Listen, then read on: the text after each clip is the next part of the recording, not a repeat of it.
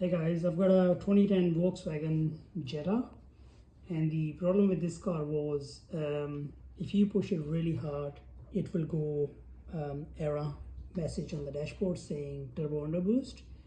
And the second thing was it would not start. Sometimes you have to try to start it and then won't start. You have to go turn the ignition off and then turn the ignition back on, and it was giving me a headache.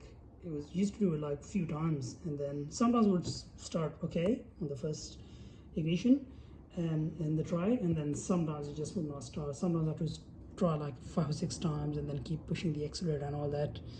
So I thought I'll just probably give this fuel filter a go. Obviously it wasn't changed for a while. So for you to open it up, I've done that already obviously. You need to open these 5 bolts up. I've done that already, and I've taken the fuel filter out. I'll just show you again. So this is what comes out obviously, and there was a fuel filter which was in the car.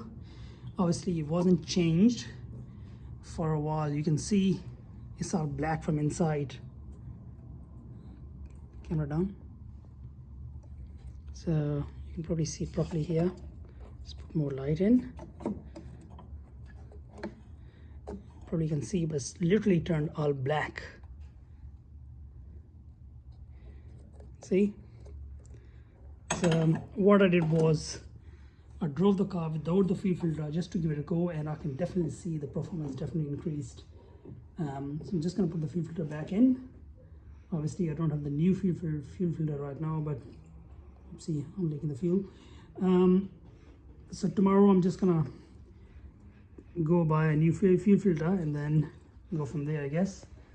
For the time being, I just need to push it back in.